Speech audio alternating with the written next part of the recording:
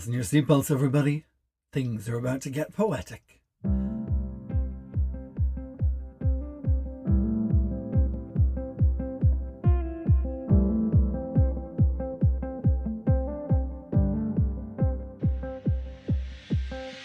Poetic peeps and gentle persons, in-betweeners and nonconformers, genders all and genders equal. Welcome to Eat the Storms, the poetry podcast. This is episode 2, season 8. I am Damien B Donnelly, your host and producer, and thank you so much for joining us today, whether that's on Spotify, Apple, Google, Breaker, Podbean, Player FM, Overcast, Pocket Cast, Castbox, Podcast Addicts, or iTunes. As usual on the show, we have 4 guests joining me to share their poems, their musings, their accents, and maybe even to introduce you to a new podcast to listen to or a new pamphlet to have on your bookshelf. And one of those guests will be joining me at the end of the show today for Behind the Storms, our new interview series examining the how, the why and the what of poetry. The how we got into it, the why it captured us, and what we have done with it since. On today's episode we have 4 guests, 2 from the United States and 2 from Ireland, 1 returning guest and 3 new guests to the podcast. And together we explore losses, mothers, husbands, ducks and directions.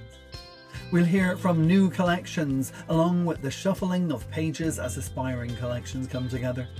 So for the next 70 minutes or so, I suggest you select all the sweet treats you can carry, settle yourself down on the sofa and let my guests take you away. My name is Damien B Donnelly, this is Eat the Storms, a poetry podcast, and I hope you enjoy the show.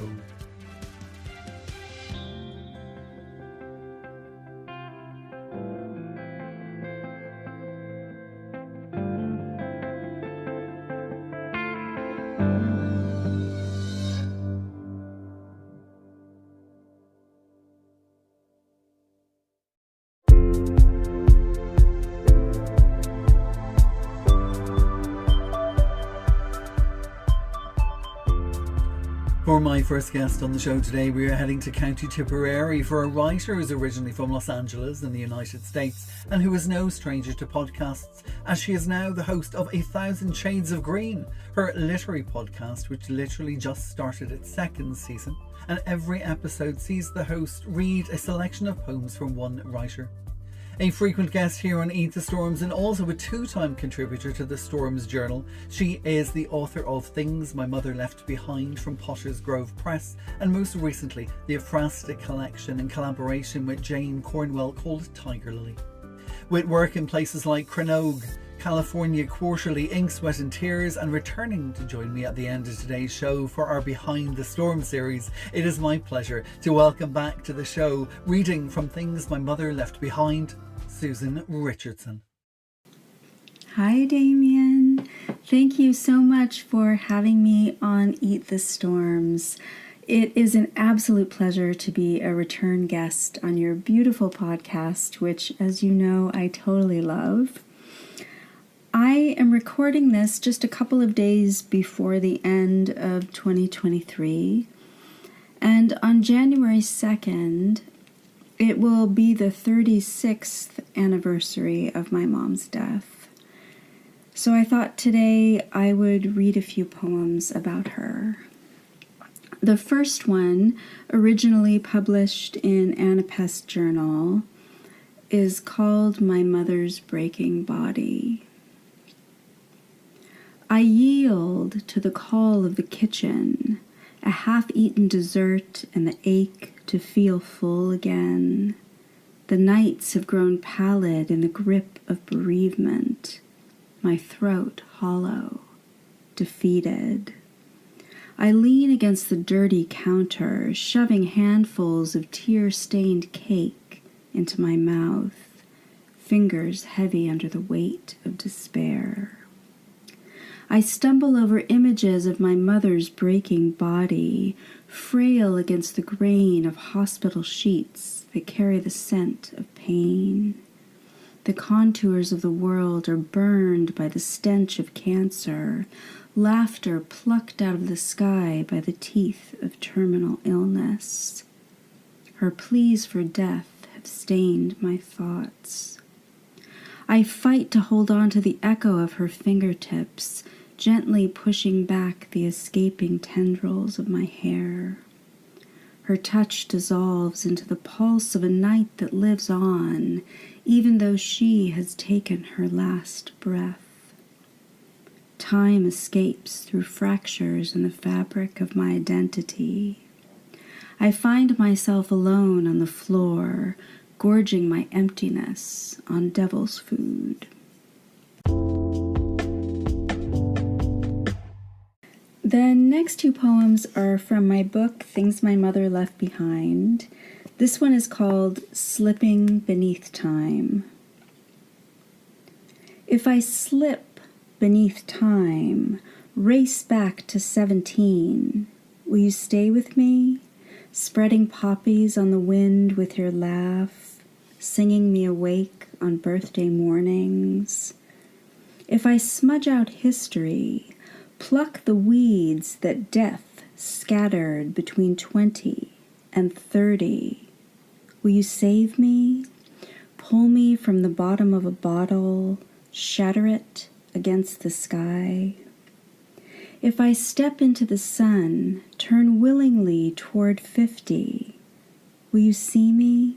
Youth pouring over my fingertips as the light is wiped from my eyes.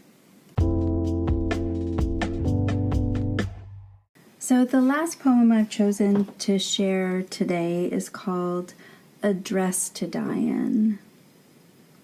When she was 40, she dressed in vintage clothes, patterns from the jazz age traversing over her shoulders.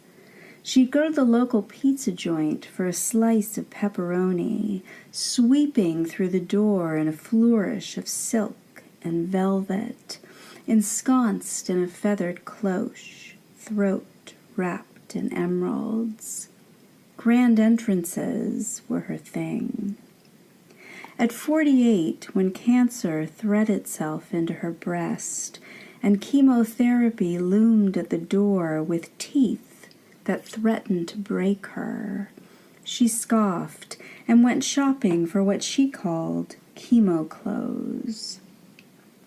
She arrived for her first appointment, dazzling in a purple suede dress, adorned by costume jewelry with beads the size of plums, standing defiantly on platform heels, ready to fight for her life. In a hospital bed at 52, she scoured clothing catalogs given to her in secret by night shift nurses, and bought a dress to die in. It was the shade of a young peach, brushing light onto her cheeks, soothing and softening the scent of illness on her skin.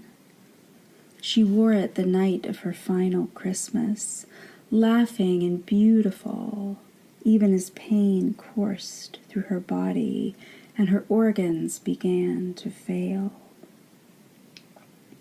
It took 3 days for her to die, light fading into shallow breath, grief weaving itself like a bruise into the sun. Hours before she died, she lifted the oxygen mask from her face to breathe on her own for the very last time. She departed under a veil of defiance, pulling color from the sky, leaving the weight of sorrow to darken my bones.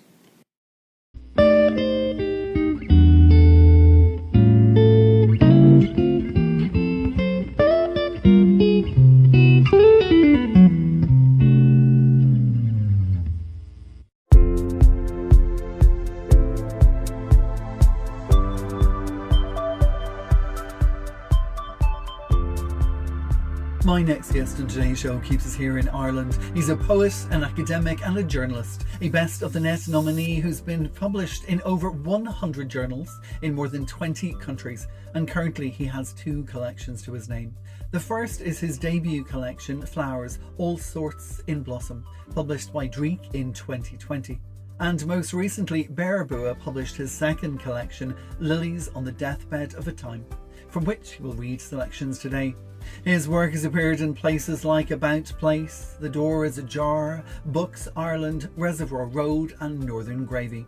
Today, as a first-time guest to Eat the Storms, I'm very pleased to hand you over to Oisin Breen. Hello.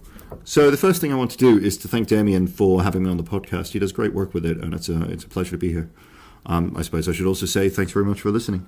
I'm going to read to you two pieces from my latest collection, Lilies on the Deathbed of Time, which is available through Downingfield. So if you do find yourself in the mood, please pick up a copy and let me know what you think. The two pieces I'm going to read, the first is literally just called 5. It's the fifth section of the headline poem, which is a long-form piece called Lilies on the Deathbed of Time, which is a pretty epic piece. The second is called At Swim To Pair, and it's essentially, long story short, the story of traumatized ducks. The story of literally how many duck deaths there are per brood of duck, and just thinking about the actual tragedy of it and trying to put a new spin on something we see all the time but don't always notice. So, my thanks, and without further ado, here's the poetry. 5. Yet I am, I was, I will be, and I will not be. The same is true for you. We are born and we die. And she is, she was, she will be, and she will not be. And this is as true for our mothers as it is for our fathers. Everyone we love must die. Know then that grief enacts its pallor on us relentlessly. Death is a snare, we the trapped hare, senses in lieu of limbs, bared like torn muscle and steel jaw traps, suffering under a merciless gloaming of the soul that racks even the flesh of children at play. They in pirouettes, those shadowed dancers in the dusk of harvest time, realizing in one long day they'll race each other's heartbeats to a standstill, pull flecks of hay from each other's temples, laughing, and then one of each pair will fatten with the weight of another marked utterance of life wrought onto being, for they, like us, hairish, watch the fires burn and the trap snap shut, senses in lieu of limbs racked with fulsome distemper, with each mile fled marked by a funereal stone.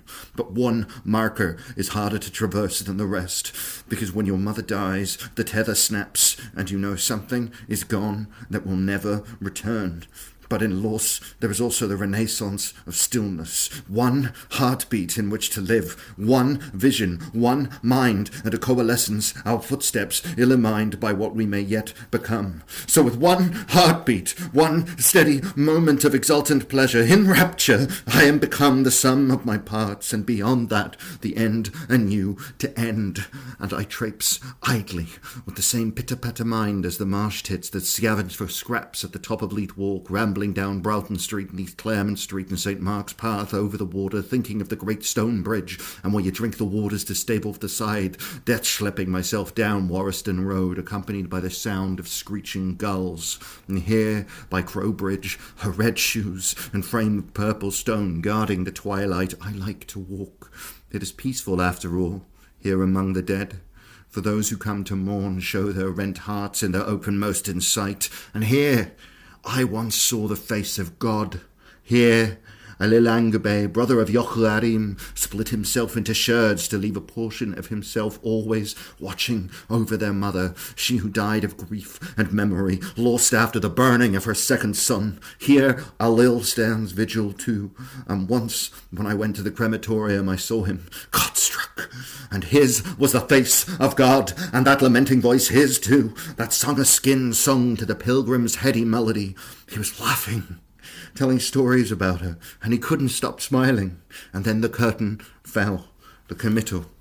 Then he fell. He snapped. He, a twig under the hunter's boot. He, a reed torn by a careless child. He, later gathered by a mother duck to build a nest. He, bereft of she beyond forgetting. She who had through illness long since forgotten him. She whose love was without end until it was pregnant with ending and imbued of ash. So with one heartbeat, one steady moment of exultant pleasure, in rapture, I am become the son of stars, and beyond it, the end anew to end. And he fell, motherless, motherless, he fell, and I have never seen anything so beautiful. At Swim To Pair. In two directions then they swim, mother, sister, and kin, their bodies half submerged in the gloaming, vespers sung, and the water around them weaves eddies, a nest of spent influences and serried trails, shivering outwards in concentric circles, a plush map of hydrogen and oxygen blended, and a platform for ambitions that span millennia, for designs we also dearly hold as passing seconds, marked by respiration and measured in calls that begin near the heart as syrinxes swell, and those calls are an act of flutistry too, before the breaking branch of breath as folds of flesh vibrate and waves of sound overlap, parallel to the current shift through a tiny box of cartilage scaled in millimeters, a bone memory and a fuselage formed of libretto shared, with each an issuance of courting, rolled out in sets of 2 and 10, each pair softer than the last, each met equally by a distribution of rasping 2-note calls and shrill whistles which warn and shepherd too, yet unfashioned for song, these calls instead prove spirit-shaping sounds, a known quantity of convocated speech, the quail of river birds, and they swim together, mother, sister, and kin, 4 abreast for weeks longer than they ought, 2 generations keening in motion, 2 pair will once move to 6. Yet for 20 days the youngest 2 dozen of the brood, it larger then, sheltered their water-wet crowns under a pair of common roofs, hewed out of protein and hollowed bone. They sheltered under outstretched fibres of pleated skin, megahanum old, and in form a living shadow guise, an echo of frilled throats slung back to scream a lustrous piercing note, a step function for the beating of the heart, and a last reminder of how silence shares the significance of loss, even with those glutted flesh-fat bellies of the always death-near hunting birds, and the long wearing down of polyphyodont teeth. Yet for 20 days the work of time became a meshwork of rest, of webbing spread and hind legs in haste, pushed back and down, steadily pressing against the water in a silent rapture of movement as 2 broods grouped lingered along Loch Foyle, and when the first day was done it became too a tableau of soft sound as the youngest swiftly learned to forage, run and swim, a lesson long a prelude for the water thirst of 24 as each saw in the charred blemishes 5 years had left time's trace on their mother's face, a compulsion likely a decade long to push bodies below the water line, to meet an ocean deep need to drink gallons each alone by the day. And they swim together now, mother, sister, and kin, 4 abreast for weeks longer than they ought, 2 pair keening in motion, yet their damp rustling is but a bleary epilogue of talons hooking flesh, of hawk and owl and gull, of otter, mink, stoat, each eager to strike, each eager to sate a hunger known even below by the dappled pike, their burrowed maw of water song and its whirlpool gulps were last brood blow, survived only by the 4-strong testament it left behind. 2 pair in motion were once moved to 6.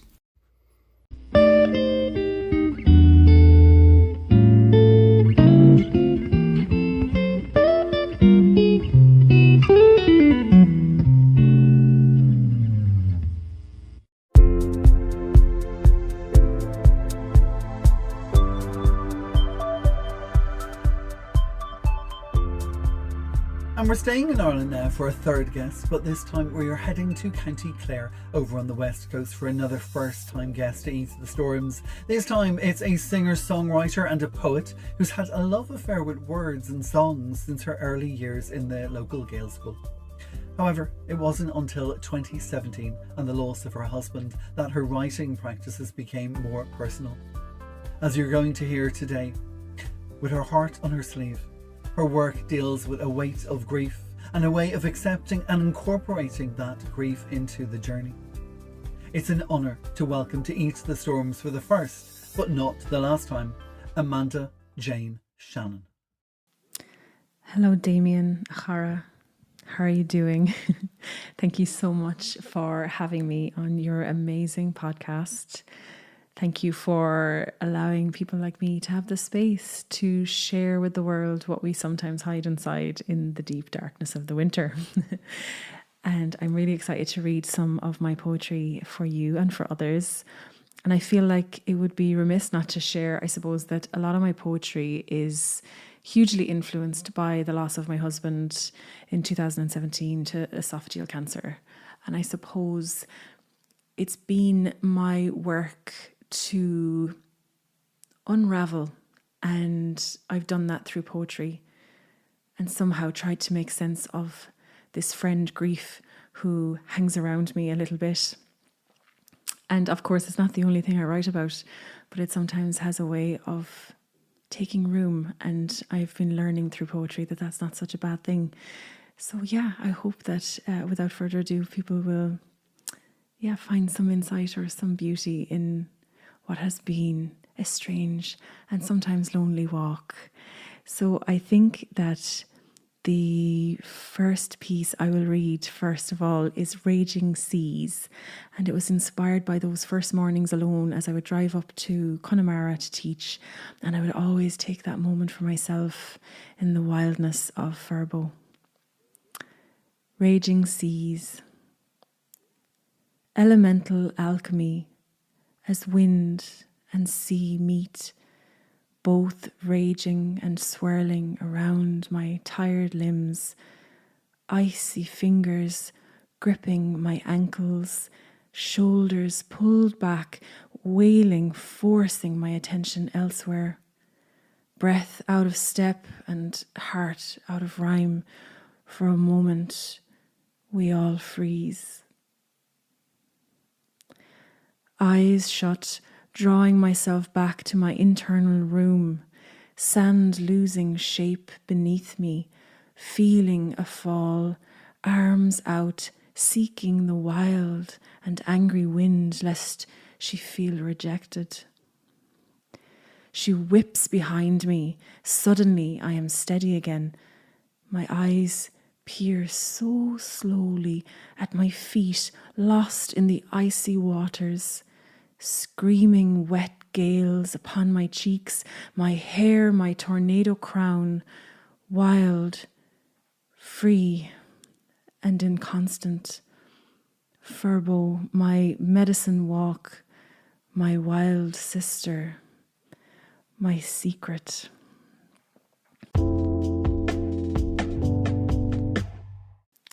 It's so hard not to imagine those walks actually once I read it back again. Thank you. I hope you get a little bit of a visual. I think the next piece that I will read is Warrior Most Wanted. It's a new piece and it's based on a horrible dream. But like all things with this walk, I've chosen to take beauty from the hardness of some of the experiences. So I hope you enjoy Warrior Most Wanted. No mattress beneath the backless robe, only that steel icy slab, one clenched fist heeding the searing pain, holding the sacked cavern, hot, hellish, unforgivable, unforgettable, unknowable, unsure, in this horror, these heavens, haunting and halo free. An angel in a flat line, begging, beseeching, beginning again in a new manner, free hand reaching, the old hysteria hanging from my ankles, you, my Achilles heel, my Aries, warrior most wanted by Adonai.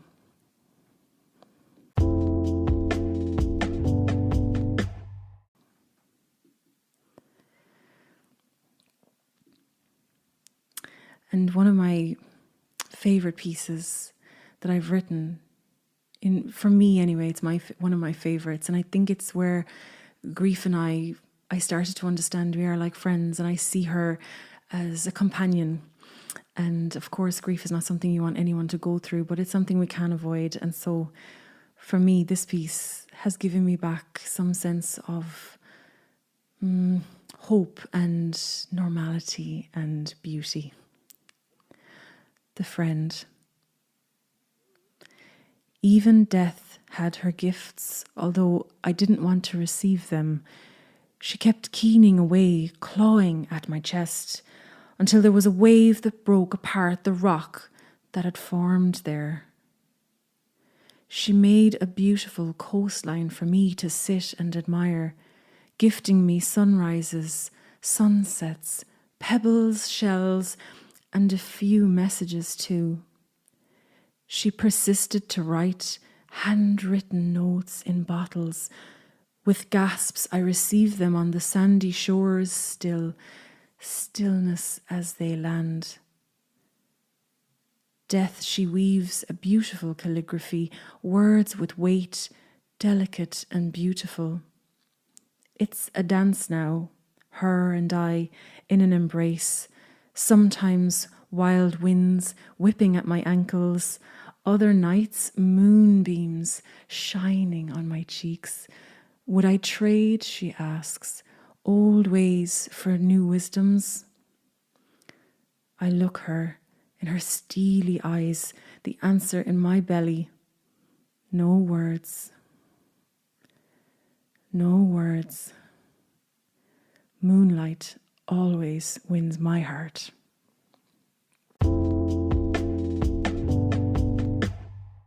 Thank you. Thank you for listening. And I'm going to finish with one piece called Cailleach, which is like the hag or the old lady. And I love this piece too. Cailleach, bended knee, in prayer, venerating her wildness and suffering, keens she for the soft, wet grass each morning. Cailleach, sacred womb, warm, commanding her secrets, her golden sageness settling down to the grey smoke of the hearth.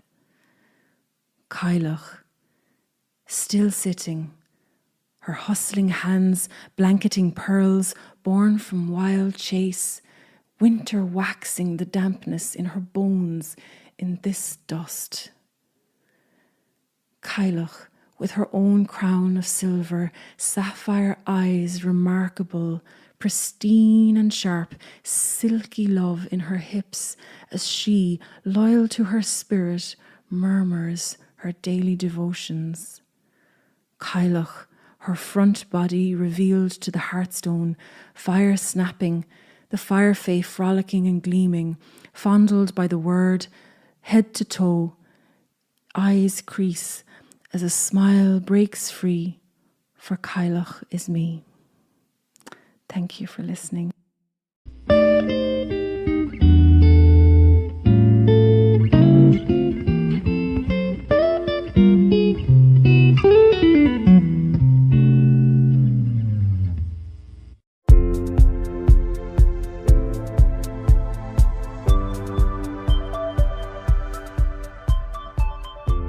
Now, before Susan Richardson returns to join me again for Behind the Storms, our new interview series, it's time to welcome our final guest to the show today. And this guest takes us all the way to the United States, where he was born in Washington, D.C. and then grew up in Florida.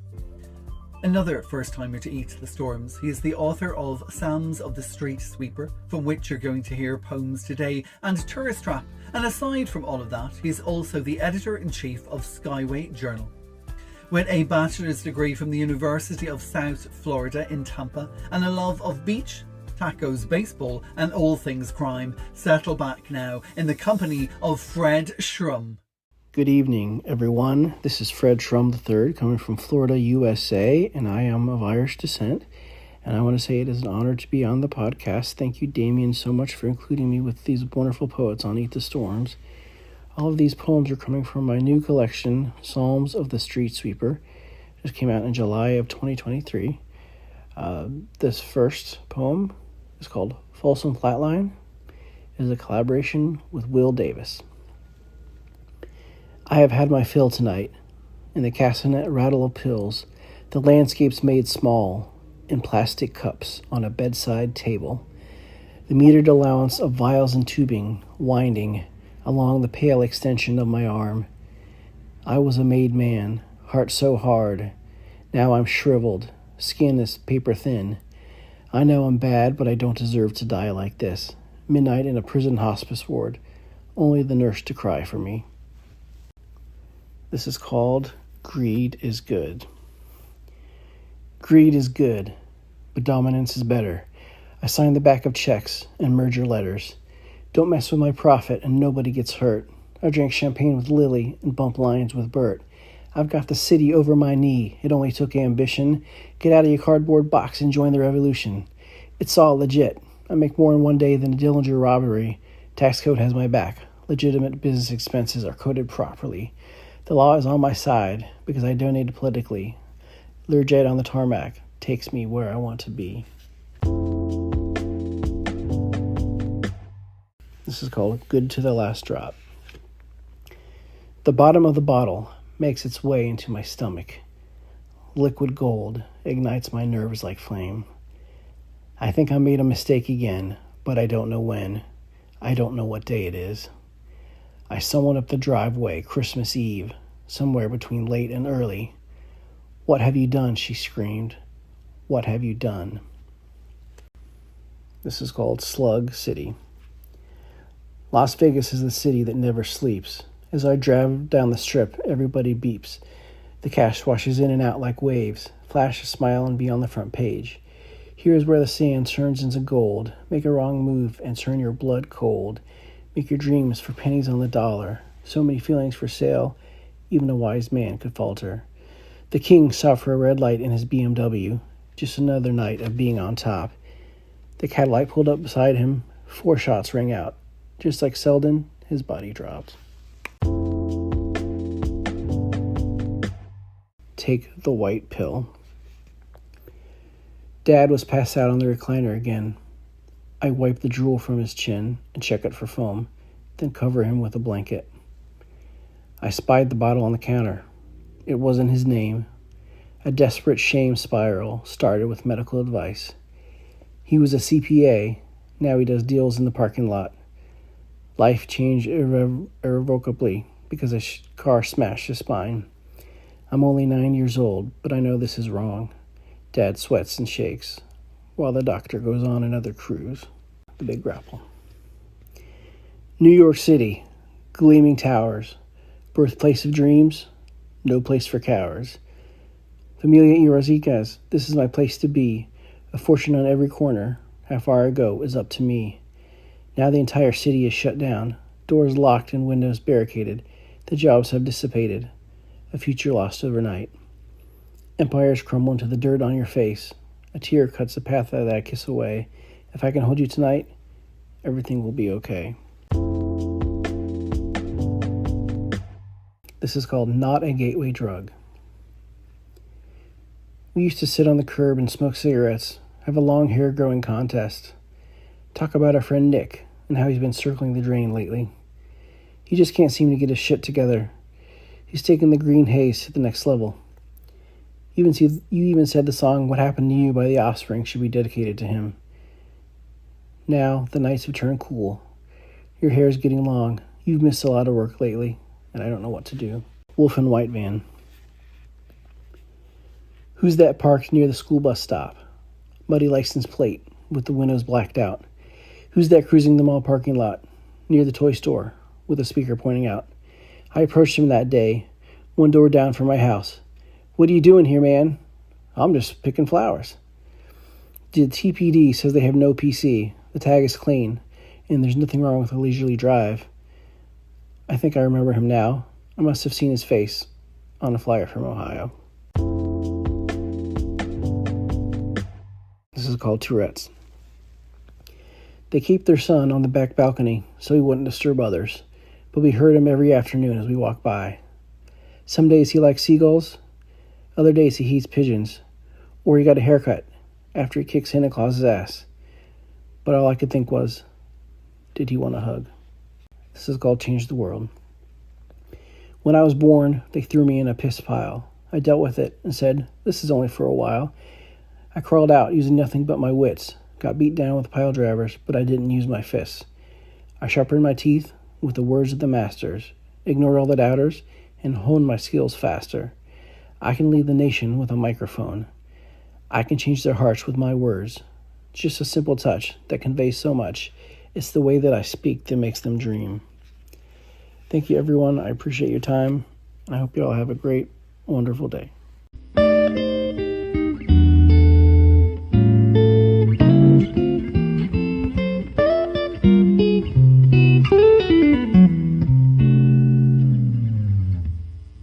now perhaps you want to take a moment to grab another cup of tea or fill up the glass of red wine. It's time to chat.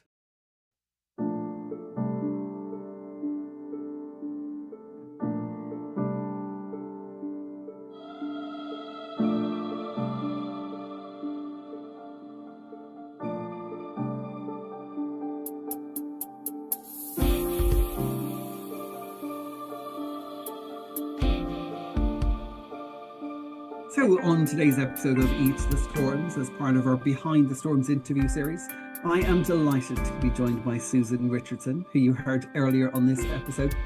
Susan, as I said, is the author of the collections The Things My Mother Left Behind from Potter's Grove Press, and most recently a collaborative collection with visual artist Jane Cornwall called Tiger Lily.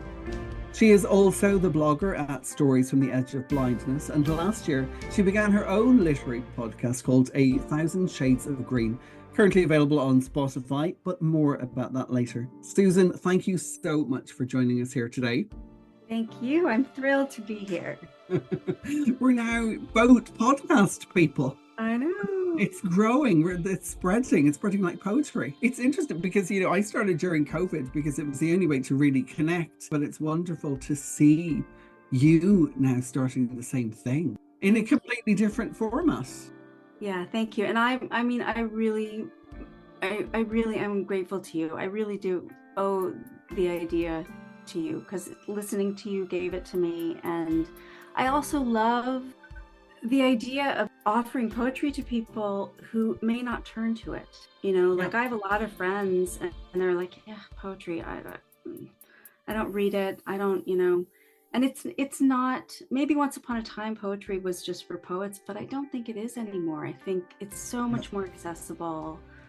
And sometimes when you hear it, the accessibility becomes even greater, it changes. And I love that. And obviously I love poetry. You love poetry. Yeah. I think it's interesting what you said in terms of like people being afraid to read it. And I think that is what podcasts are now doing, that there's a fear of picking up a book and not being able to figure it out. But when you have either the author or like yourself reading a poem for you, that audio experience becomes something completely different, I think. It takes it to a whole different level. There's less fear for the listener. Maybe just to let people know, so A Thousand Shades of Green, your new podcast, it's now in season 2. Might be a little weird for us to talk about things in advance, but it's currently Wednesday afternoon on the 24th of January. But this episode is not going out until the 10th of February, which means that your second season will have already started.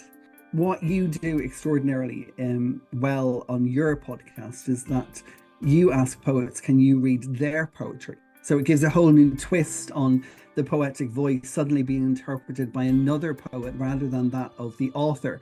You had a fantastic lineup in season 1. You had Stephen Dennehan, Lawrence Moore, Suzanne Craig Whitetuck, Samantha Tyrrell, and of course our dear friend, as we already mentioned, Anik Yerum. And I got to be a part of it as well. Huge thank you for that. How long does it take you to figure out how to read a poem and to attach yourself to a poem of someone else's? It's so far, I have the luxury of choosing the people that are on the show. So the first season was writers that I love. So it's work that I already feel an affinity to.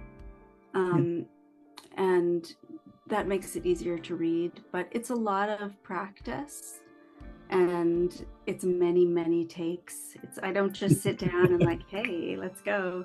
I want it to be good for the writer. I don't want to disappoint them. I want, and I'm not, by nature a performer. So, it's a new thing for me. But I love it. Some people use language in a way that is just meant to be read aloud. It's gorgeous, and sometimes I'll read people's books and I read them out loud to myself because they need to be read aloud, and so much poetry is like that. Well, I So think it's almost like what you've said there. It's almost like I love musical theatre, and I know people have this thing about musical theatre. Like, oh my God, like do they have to just burst out into song at a certain yes, they point? do. But I think it's like poetry sometimes. It's not. It's too big to be held just on the page. It Yes. has to burst out. It has to rise beyond just the ink. Yeah. And yeah, that's what you're touching on. That's what you're doing so incredibly well. Thank you Thank so you. much for having me on. And I know that you and your first guest actually for season 2 was my first guest on the podcast ever, Gaynor Kane from Belfast. And that's how I know Gainer's work, because of you. Here's the communities, there's so Yeah. much talk, I think, sometimes about, places like Twitter or Facebook, being negative places. But I have to say the community that I've met and discovered since COVID and after COVID has been, I feel privileged. Me too. Me absolutely. My experience has been really positive. I'm sort of by nature kind of a shut-in, but I mean, places like Twitter and also for me WordPress, because I write a blog, really gave me a community and introduced me to other writers and new writing, and it's been really positive. I imagine you needed that. So just maybe to explain, you're joining us now from down in Tipperary here in Ireland, Yeah. where you moved with your husband Joe during COVID. But of course, you're not originally from there. You're originally from the United States, LA in particular. So I suppose it was important then to find a community when you did move here. But I suppose the point of these interview series is to go back to the beginning and figure out, why poetry. So I wonder if I can ask you how poetry has made its way into your life. What was a young girl's introduction to poetry like in the United States when you were growing up? I honestly was never much of a student. I Yeah. wasn't big on school. I went, but it was about socializing. But I was always a big reader. And, I started out as a kid just writing stories. And I tell this story, and this is not about poetry, but just about writing in general, that I feel this is when I became a writer. I was about 6 years old, and we had to write stories for American Thanksgiving. And kids were writing stories about, big dinners and, the pilgrims and whatever. And I wrote a story called The Sad Turkey, about a turkey who walks into the middle of the road in front of a car and commits suicide because he would rather take his own life than be killed by some nasty farmer. I was 6. Wow, you were 6. I was 6, wow. Yeah. You were definitely a writer at 6. Yeah, right. So my teacher thought this is so disturbing, and my mom just was like, "Oh, you're very creative." But I think, it's kind of dark for a 6-year-old to write about that. But I always say that my mind worked differently, and I tried to do other things. Believe it or not, I started university. I didn't finish, but when I started, I was going to be an actor, and because I had done a little bit of acting, because I got to disappear, right? It didn't have to be me. Yeah. So me standing up in front of people and talking is terrifying, but being some character is a completely different deal, right? But then I took a playwriting class and I wrote a 1-act play, and my acting teacher was also the teacher for this class, and she said, you need to be writing. I don't know what you're doing with this acting. I was not a good actor. But poetry, when I was in high school, like many other people, I discovered Sylvia Plath, and I think Sylvia Plath is brilliant. And through her, I learned what language can do, right? It wasn't just about reading a great story, because I read many great stories. I was always a reader, but it was about using language to create images and feelings, and it became about the language. And that's when I really started writing. Not poetry specifically. Even, this is crazy. It's like a negative, positive story, but I like I said, I was not really big in school. It wasn't my thing. But I was taking an English class. I was 11th grade, which is like 16, 17. Yeah. And we had to write a journal. And instead of writing what the teacher told us to write, I just wrote what I wanted to. And I turned it in, and he gave it back to me, and his comments were inappropriate, but he said, if you really wrote this, it's good. Basically saying you can't possibly have written this because you're a terrible student. But it was like, okay, he wasn't happy I didn't follow his rules, but in a way it was like, all right, I'm following this sort of passion. And then I stopped writing for a long time. Life happens. Your path veers all over the place. And in my early 20s, I was writing a lot. I was submitting, I was getting published. And then in 2015, I really started writing again and writing poetry again, because I had been blogging for a few years. And then I started to get published a little, and I started to write more, and the passion for it got reinvigorated. And I really do love it, right? It's not this, I want to tell people all the time, poetry is not this stale, boring thing, it's exciting, and language is so powerful. I guess it means everything to me. It's such an incredibly beautiful thing. And poetry is artwork. I was reading Tiger Lily again this morning, and I think perhaps that's why your words and Jane's visions work so perfectly together, because you both have a passion for what you do, but in each there is either a story or a visual. Like Jane draws, paints, sketches, but there's a tale in it, and you can tell it quite clearly. You write, but there are visions, there are images in what you write about. So the collaboration of the two of you together is mind-blowing. It's sort of perfection to a degree. You don't know which came first. They both seem to have arrived together.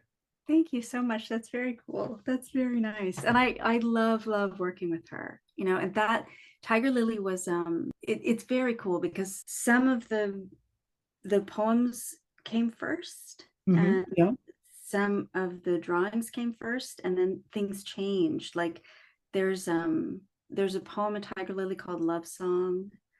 And I wrote that poem based on this really simple kind of black and white drawing. And then Jane took it and painted what's in the book. I mean, she really took what I wrote, and because it's a little bit of a morbid picture, but then it's not. She took it and brought this sort of like life to it. It's like, that's what I was trying to say. But it's also that's a brilliant choice, because it's life to it. And hopefully our listeners will purchase a copy of Tiger Lily, but it's called Love Song. The title is already it puts you on a different track of thought when you open the page and you see Love Song, and then you read it, and perhaps you've seen the accompanying painting from Jane. But it's beautiful, and you do see it is a love song between the earth and the boy, and sort of that gentle snap and fall at the end. We won't give too much away, but yes, it is morbid, but there's a beauty to it. And it was Paul, just to bring people back a little bit. So the year prior to that, Paul Brooks of the Wombwell Rainbow, he was doing his annual Ephrastic Challenge, and you took part in that. And is that how you first came in contact with Jane's artwork? That's how I met Jane. That's sort of when I really first delved into doing Ephrastic work, which I think is a blast. I love, right, the idea of artists of collaborating like that, right? And how we all inspire each other so much, like, why not get inspired wherever you can? And for me, I don't try to be like exact with it, right? I don't look at it and say, okay, here's this thing, I'm going to write about it. So I'll look at a painting or drawing, it's going to evoke a feeling in me, and that's what that's what I write. It's interesting because so you have two collections now. The first one, as I said, from Potter's Grove Press, The Things My Mother Left Behind, and then followed on by Tiger Lily. Both of them, to a degree, I would say, share some common themes that run through them at times. But I imagine both of them completely different experiences because one, you're writing completely on your own and it's your first time coming out. But the second one, you get to collaborate with somebody else. Yeah. How was that second outing then in comparison? Was there a comfort in writing and creating and putting a collection together with someone else that sort of wasn't there maybe at the beginning? I think it has to be the right person. Yeah. It's obviously when you're creating any kind of art, it is such a personal thing. And for me, there couldn't have been a better person than Jane. She is just a warm and gracious, generous, loving person. And I love her art. I mean, she inspires me every minute. And I knew it, right? I knew she was the right person for me to work with. And it's sort of, when you're writing and it's completely solo, it's rewarding. But as you know, it can also be painful and exhausting, and you're sort of sitting with your ghosts all the time. Yeah. And I think to be able to have, sort of this dialogue with somebody and, also be able to step away from your work a little bit, and give to them for a little while. I mean, it's kind of this beautiful conversation, that you get to have, this ongoing conversation you get to have with another artist. And it was beautiful, and I would do it again in a minute.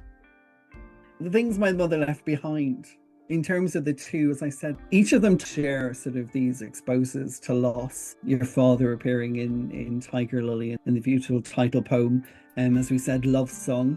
And of course, your mother appears again in Tiger Lily. And then there's also, as I was noticing, there's a lot of references to eyes, to sight, to vision. It reoccurs throughout the poems. But also there's this sense of mythical, ethereal, even the shadows are very sensual in Tiger Lily. Whereas I suppose The Things My Mother Left Behind, I don't want to say less sensual, but it's definitely much more personal. You didn't have that ability to sort of, as you said, step away and let Jane do a painting in between. So you're dealing with the loss of your mother. As you said earlier in the podcast, it's now 36 years since her passing, and then also the journey, your own journey, which is part of your blog as well, your own journey into loss of your vision. How was that to journey alone? As you said, you were writing this yourself. How was that to put together? Was it cathartic, therapeutic? I think it was definitely cathartic and therapeutic, and I think this is clear from the book. It's an angrier book. I had lost my dad not long before it came out, and there was a lot of stuff in there too I felt like I needed to write, which my next collection is also something that I need to write, that I've started working on. Things My Mother Left Behind, honestly, it was painful. It was a painful journey, but it was a necessary one. And I felt like there was a lot of growth in writing the poems in that book. I don't want to romanticize it. I can't, right? It was hard.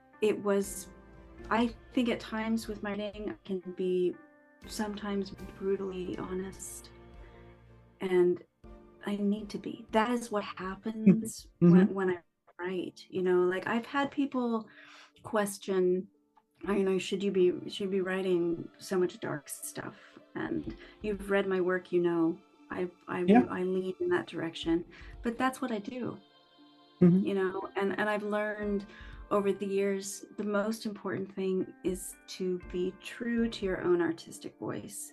And there's also this extraordinary craft that comes from trying to build something in the darkness. Yeah. To relate what it's like to be in the dark. And in order to do that, you have to remember what the light was like. You do. Which in the darkness, that can be a painful thing. You know, you come out of a cave and suddenly you're blinded by the light, you know. Right. And they need each other. Yeah. And I think that is a vital thing, and hopefully a theme that probably will always run through my work. You know, I have an acupuncturist, and I love her. She's a healer. She's amazing. And she reminded me of that sometime in the last 6 months, you know, and I gave her a copy of my book, and she was like, the darkness and the light, they need each other. Mm-hmm. And they do, right? And I think if we don't face our own darkness, then we may not be able to take in the light in this sort of like full and magical way. You know, I think both things are important. And I spent a lot of my life, you know, feeling afraid of, I think, things that were dark, and feeling afraid of making other people uncomfortable. I mean, it's not like I don't want people to feel that, but I need to be true to what's happening. And you know what? My loss, someone else has felt that loss. Exactly. And you need to be able to grow into who you are in order to figure out who to express who you are. Yeah. So that, exactly like you say, somebody else can read it and go, oh, thank you so much. You know, I want to see myself in the lines of a page so I know I'm not alone. Yeah.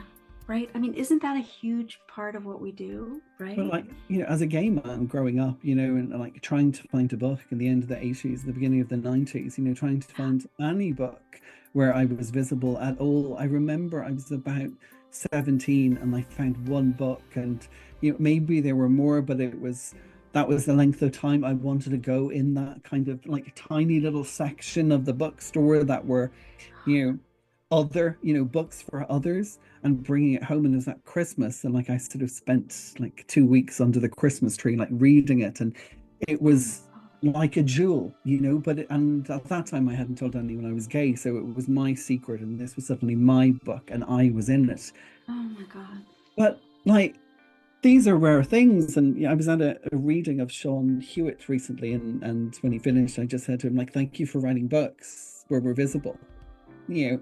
And this is the thing, this is what we need. This is what we need to be able to celebrate ourselves in pages. Yeah.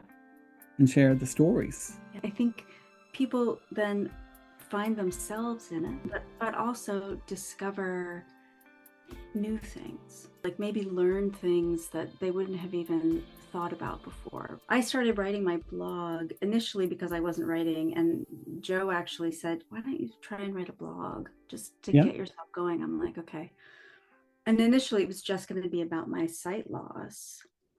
But during the process, it's become about more than that. I think people had such an idea in their heads about what blindness meant, right? That if somebody was blind, they just couldn't see anything. Yeah. And it was nice to feel like I could say, hey, you know, I consider myself blind, but it means lots of different things. You know, like I'm looking at you, I can see you, but if you were sitting next to me, I mean, I've got almost no peripheral vision. So that's the deal. That's so I have retinitis pigmentosa, and basically I'm losing my vision from the outside in. So I don't drive. I don't even push a shopping cart. Joe does all that because I've run into people. And I'm frequently, you know, bruised and banged up because I bump into things. And is it slowly progressive, or how is that? It's very slow. So for me, I am really lucky because my vision has been stable for probably 12 years. Okay. So the last specialist that I saw, he said it may never get any worse than it is. So I have probably, I don't know, maybe 15% of my peripheral vision. Okay. But I can still, you know, read. You can still write ekphrastic poetry and be inspired by fantastic art. Like, yeah. I've also learned a lot about myself and a lot about, you know, eyes and vision and all that stuff that I never would have learned. And it also has given me a lot to write about. There is a lot in my first book about it because it, you know, it profoundly affects my life. That's what we do, right? We write about. We do. I was wondering, because now you're thinking about talking about the things that profoundly affect us. You moved to Ireland for the first time without ever having been here, to County Tipperary during COVID in lockdown. So therefore, even when you got here, you couldn't move very far. And I was wondering, has your writing changed because of that? Has it changed because of being in Ireland, because of the landscape, because of the weather? Tipperary is not necessarily Los Angeles. So it's a little bit different. A good portion of Tiger Lily, actually, I wrote here, or definitely worked on. And I edit like crazy, and I feel sorry for any publisher who works with me, because I'm just, I'll get proofs, and I'm like, oh no, oh God, that has to be changed. So I don't know. I think it's going to be curious for me as I really sort of delve into this next book, how it feels, if I notice a change in my writing since living here, like, or how it's inspired me. In terms of my writing, I think there are things still in my past that I need to explore. Some things you are inspired to write, you see something beautiful, you're in a place, you get a feeling, right? A line comes to you, a word comes to you, an image, and then there's some stuff that you need to write about it. You need to pull it from within. And some, like, I've known, like, I've been now, this is 25 years away in different countries. Sometimes it was almost easier to write about things with distance and not just time, but also with geography, with a couple of mountains and an ocean or two in between. You know what? This is going to make me emotional. But I think that is why this book that I'm just beginning to work on it. Mm-hmm. Maybe I'm able to do it for exactly that reason, because I am an ocean away from, it makes so much sense. I've thought about it in terms of time before. Like, I know I didn't write about my mom really for years and years, but also geography makes the difference. Maybe that's part of the readiness. It's brilliant. Yeah, like, the safe harbor, whether you're looking across the other side of the river or the other side of an ocean, there's a lot going on in all those waves in between, whether it's coming in or going out. Yeah, it's very true. Thank you. Well, listen, I look forward to hearing the next collection and to discovering what actually comes out. Thank you so much, Susan, for joining me today on Eat the Storms. It's been an absolute pleasure. It's been wonderful. Thank you so much. It's been wonderful. I was nervous, and you are beyond lovely. I adore you. Thank you so much for talking to me and for taking the time and thinking about me. I can't tell you how much I appreciate it.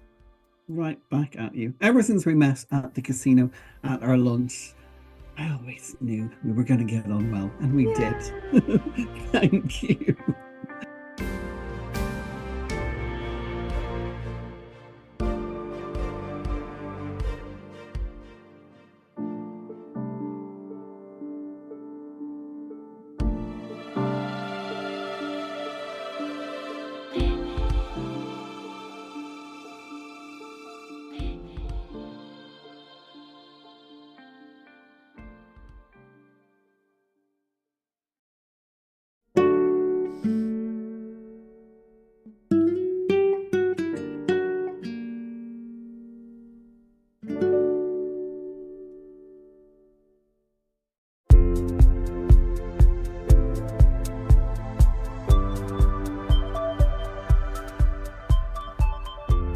And so before we say goodbye today, I will leave you with one poem, this time from my debut pamphlet, Eat the Storms, which was published by Hedgehog Poetry Press back in 2020. I'm going to read this poem today because Susan read it so beautifully on her podcast, 1,000 Shades of Green, as part of her lineup for season 1. Thank you so much once again to Susan and to all of my guests on today's show, Fred, Amanda and Oisin. This is called Tattered Brown Trousers. Father ate all the flowers in the back garden. because he couldn't swallow the promise of happiness blooming within the home he couldn't find his root within. Father left all the flowers in the front garden, too proud for others to see him pulling from the soil everything he needed help with but had not been thought the words for. Father liked to laugh first when others lost, so no one could hear his own loss tearing at him like weeds, twisting behind the restraints he wore like those inside-out jumpers and tattered brown trousers he thought no one could see through. Father ate all the flowers in the shadows of the back garden and choked on a laugh that no one understood.